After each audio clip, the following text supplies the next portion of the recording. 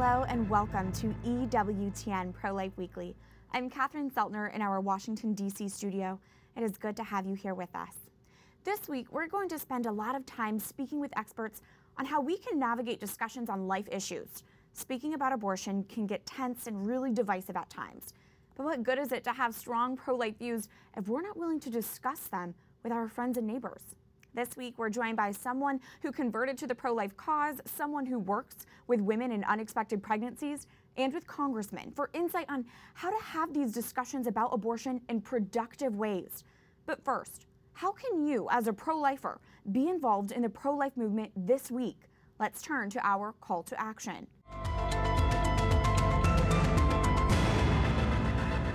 In early May, the U.S. House of Representatives passed a health care bill that contains two important pro-life protections. First, it stops our tax dollars from going to health insurance plans that cover abortion. And second, it defunds Planned Parenthood of nearly $500 million of our tax dollars. But these pro-life protections are under attack by Planned Parenthood and the abortion industry. They want the Senate to take the pro-life protections out of the health care bill. This is why it is so urgent your pro-life voices are heard loud and clear. Both of your U.S. senators need to hear from you right now for this week's call to action. Go to your computer or laptop or grab your smartphone and type into your web browser prolifeweekly.com. You'll see a place to type in your name, email address, and zip code. Once you type in that information, you'll click Add My Name. That's it. It's that simple. If you take this call to action, you will add your name to the petition that tells the U.S. Senate to stop using our tax dollars for abortion in the healthcare bill. Make sure your voice is heard on behalf of the unborn. Once again, go to prolifeweekly.com and share this call to action with your friends and neighbors. You see her here almost every week, Marjorie Dannenfelser, the president of the Susan B. Anthony list. She's known for being a pro-life champion and a reliable voice as we sort through pro-life legislation. But if you had known Marjorie years ago, you never think that would be the case, because Marjorie used to support abortion. We recently discussed her remarkable pro-life conversion and the power dialogue can have on one individual.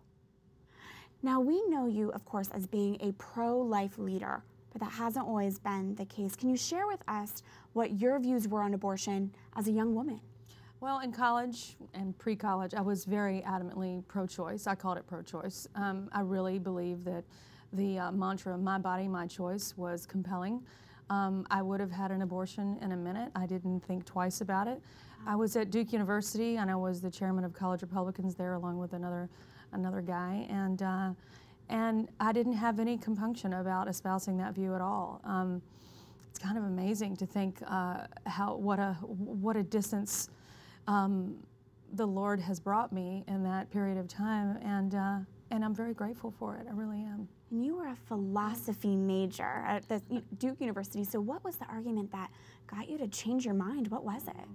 I think this is probably the experience of a lot of people who change their mind on something so fundamental like this. It's usually very slow, and I think a philosophy major and the way that I grew up was to really ask questions and to be open-minded in pursuit of the truth. I think that's what serves our children. If they're not in the right place, if they can sort of ingrain in them the idea that the truth is more important than anything, and that is the journey. So as a philosophy major, you get to the point when I'm hearing myself say something like my body, my choice, and it simply does not measure up to any standards of criticism or analysis. Clearly there are two different bodies in every single abortion that are affected. And so at one point, I think if there was a point intellectually, I think I could say kind of the pretty easy premise that what if that's another person? What is that happening? In that single act of an abortion, when that thing happens, what happens? What is it? Right. And I got to the point at least where I could say, what if it's another person? Why would we even take a chance? Now, we go much further than that. It's way beyond what if now.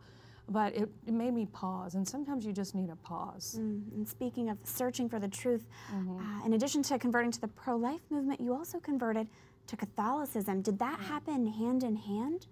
Yeah, I mean, really, I guess we all know our stories when we get to heaven, so he'll spell it out for me, assuming I'm going to get there.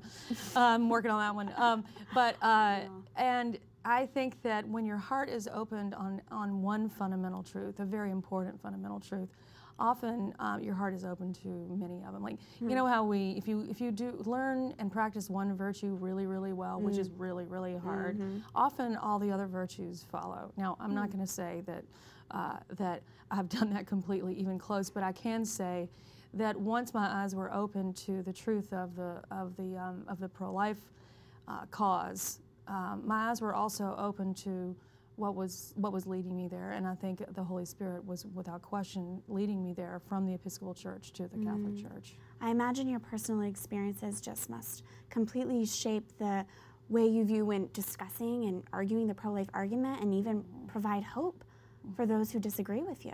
Yeah, I mean, one thing that is for sure, and that is that everyone who argued with me at that time argued with integrity. And they were not judging me. I was in an environment of trust and friendship and tolerance, even though my views were so reprehensible.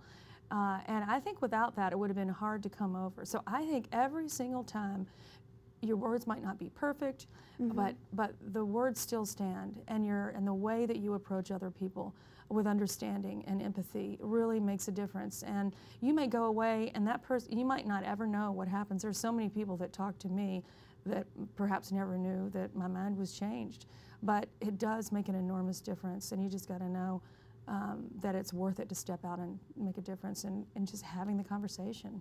What a powerful story you have, and I think one that provides a lot of hope for us and our viewers. So when we go to articulate the pro-life message with our neighbors, you never know the fruit that will come from that. Marjorie Dannenfelser, thank you.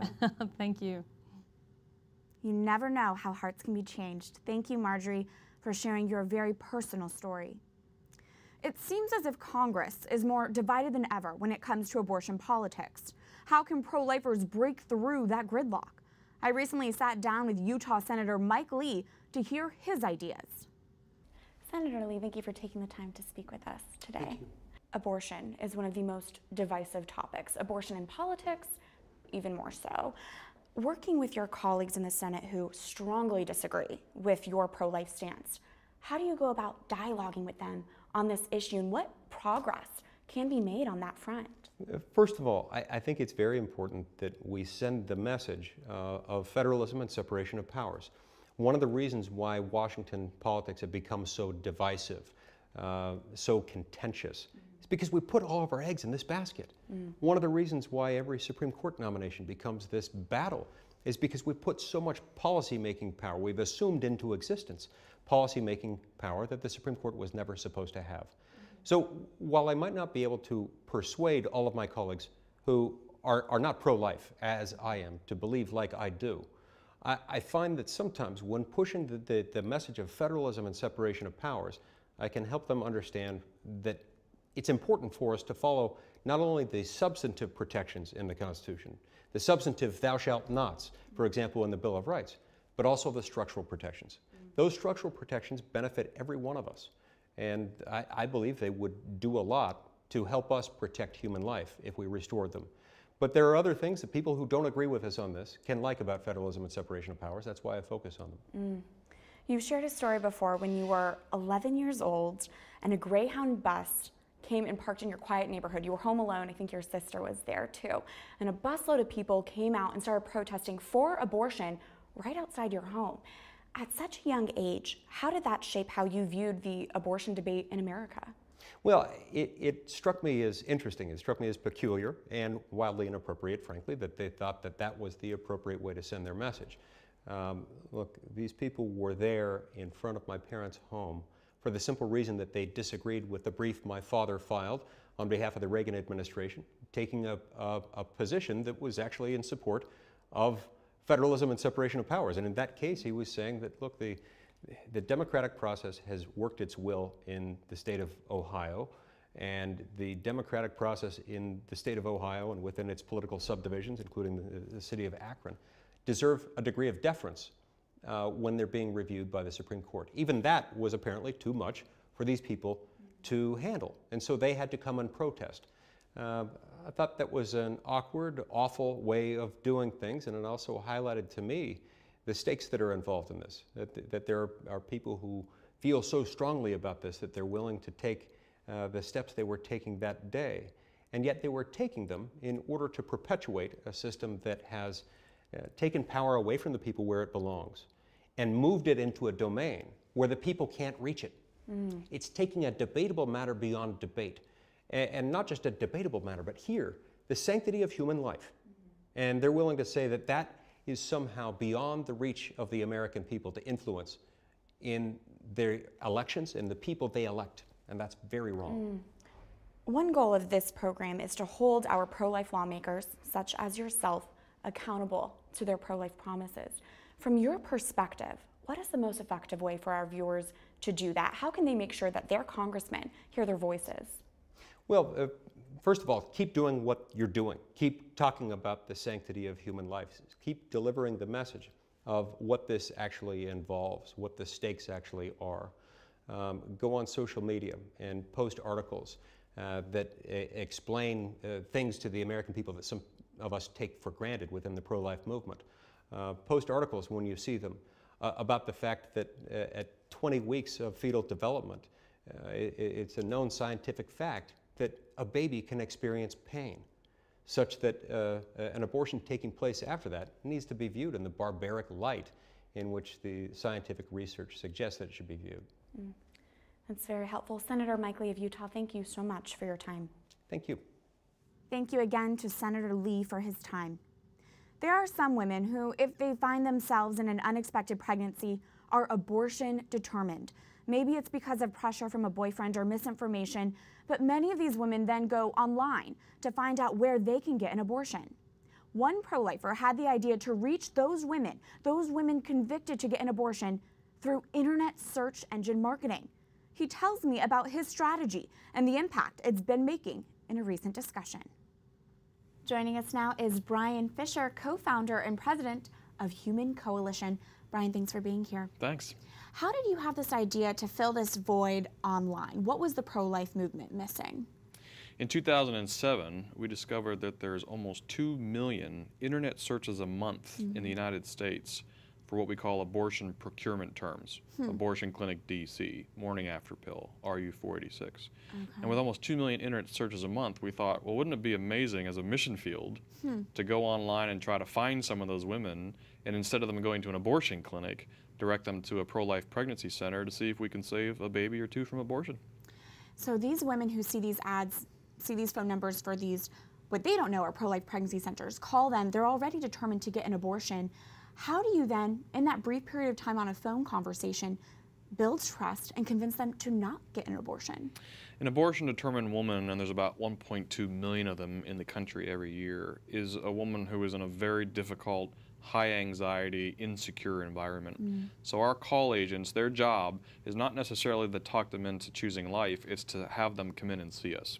We're committed to a face-to-face model where we have the chance to interact, love on, and show compassion to the abortion-determined woman.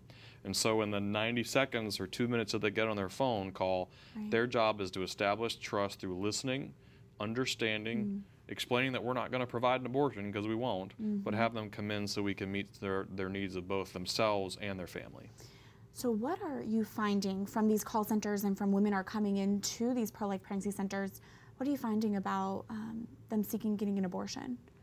Well, they're in some very difficult circumstances. We deal with rape cases and incest, and we deal with abuse, all sorts of different abuses, and so we're talking about women who feel like they have no other choice. In many cases, they're being coerced by a boyfriend or a husband or a parent, and so their first primary emotion is anxiety. We found that if we can create a security system for them, a team that will partner with them and remove some of those obstacles from choosing life, that she is inclined to choose life. You know, the maternal instinct is extremely powerful. And so if we can just get her past the point of being so anxious-ridden to a point where she is calm, there's a great chance that she'll choose life. You mentioned obstacles. What are some examples of those obstacles that might prevent women from saying yes to life? Oftentimes it's a perceived financial obstacle. I can't afford a baby. Oftentimes it's relational. My boyfriend has threatened to leave me if I have this child. Sometimes it's just circumstantial. She's ill She might have a health concern. She might be at risk to lose a job if she is pregnant. But usually it's in those two categories of financial or relational. Human Coalition is a group built on business principles. You have a business background yourself, a businessman that went into this field. Why is this important for the pro-life movement? Well, because we keep getting hammered on data, right? I mean, the abortion conversation in America is controlled by the abortion industry, and they have the money and the power and the resources and the data. And so in order to improve, get better and better at rescuing children, which by God's grace we've done over the past 5 years, you have to measure what you're doing. So the way that we do that is we have a technology infrastructure that undergirds everything we do, and we test different ideas, and we can measure how to serve the woman better. And when we find an idea that serves the woman better and saves more babies, we implement it system-wide and we save more children. Now, this progressive group published what you call a hit piece, criticizing the New York Times for releasing 2 op-eds written by members of the Human Coalition group within the span of a month. How do you respond to that criticism, and how do you respond to the claim that Human Coalition is deceptive?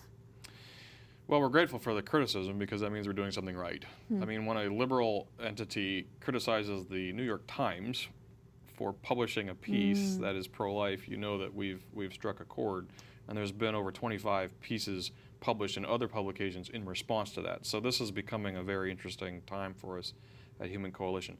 But we think that it means that the process of reaching a woman with compassion and grace and saving a child is a threat to the abortion industry, which is entirely based on profit making, and they're responding with these sort of allegations.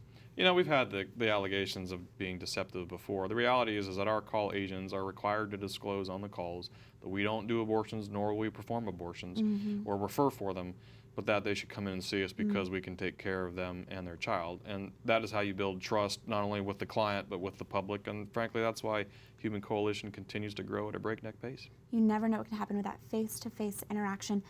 Brian Fisher of Human Coalition, thanks for being here. Thanks so much. That is a smart response to the pro-life needs in today's world. When we come back, hear about the latest Planned Parenthood propaganda, and Representative Trent Franks opens up about the very personal reasons why he is pro-life. Stay tuned as EWTN Pro-Life Weekly continues after this break.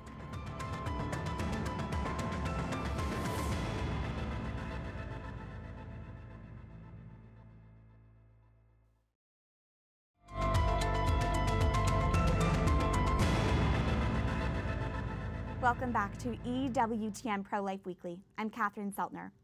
In our Speak Out segment, we point out the lies and confusion pushed forward by the abortion industry. This week, we have an example of Planned Parenthood trying to scare Americans out of defunding its abortion business.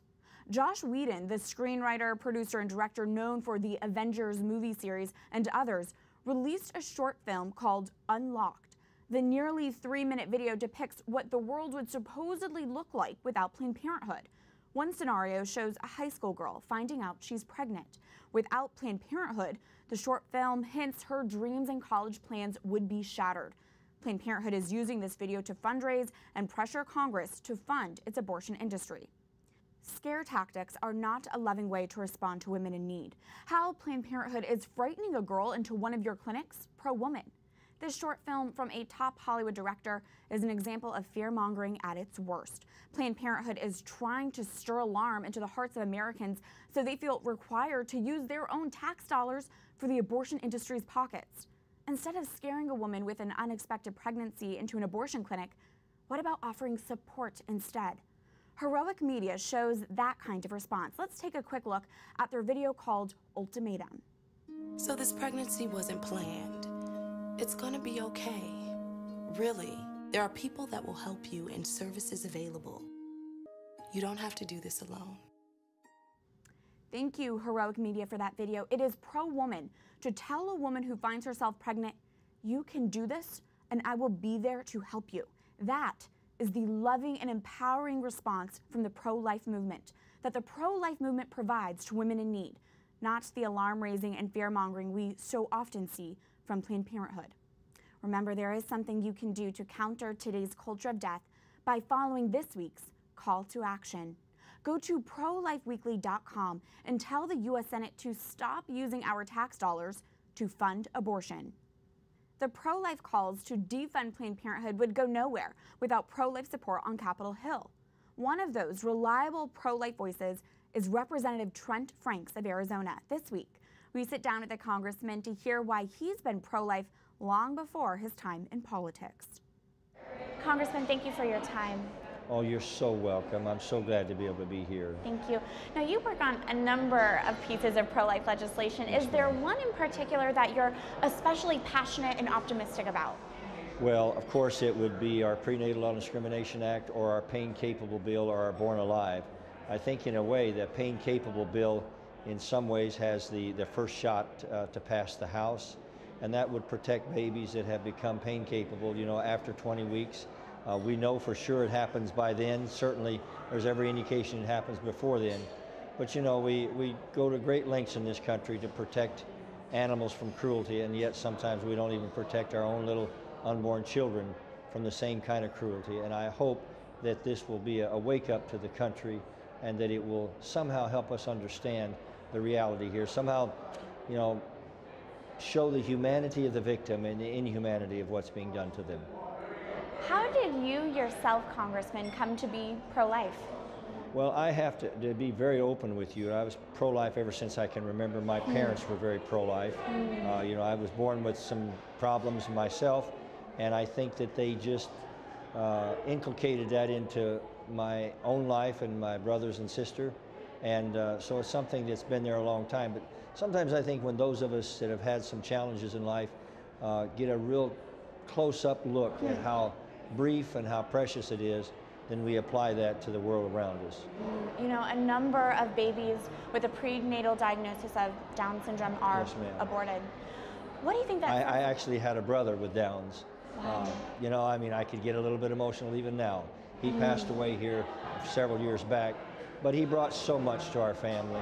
And I think someday, on the other side of eternity, we might find out it was the rest of us that were a little slow instead, because he had such a heart, such an understanding of humanity. And you know, my wife and I've taught little one-year-olds in Sunday school, and some of the little Downs children that we taught, if another baby starts to cry, they'll run over and help him cry. They have such a humanity about them, and they can teach the world a great deal. And so it is especially a broken feeling to me that when we say that a little baby with Down syndrome doesn't have even a right to live or be seen. Because how much those lives can impact our world. That's right. Abortion is such a divisive issue. On Capitol Hill, in our culture, how do you go about dialoguing about abortion and life issues without hurting relationships? Well, sometimes you can't always protect the relationship when it's something of this magnitude. I mean, you know, the last time we debated something of this magnitude in this country, we shot each other to doll rags on the Civil War battlefield. So it is a very serious issue, but really, if we can just ask ourselves one question: does abortion kill a little baby? If it doesn't, I'm willing to quit talking about it. But if abortion really does kill a little baby, then those of us in the greatest country in the history of the world, in the land of the free and the home of the brave, we're also living in the midst of the greatest genocide in the history of the human family. And if that doesn't cause us to pause and wake up, then I'm not sure what will. So it is an issue that should bring us together. Sometimes it divides us, but it's one that if we lovingly speak the truth and yet don't back away from our commitment to protect the innocent, I think eventually America will come around. I see that happening all through history, when that, as I mentioned a moment ago, when the humanity of the victim and the inhumanity of what's being done to them finally dawns on the collective conscience, then things begin to change, and I see that happening even now. Congressman, thank you for your work and thank you for your time. Well, God bless you. That's it for this edition of EWTN Pro-Life Weekly. I hope it was helpful to hear from our experts on ways you can discuss the tough life issues at home. Conversion happens at a local level. Remember, you can reach us anytime with questions, ideas, comments at prolifeweekly@ewtn.com. I look forward to seeing you here again next week. Life is a gift. God bless.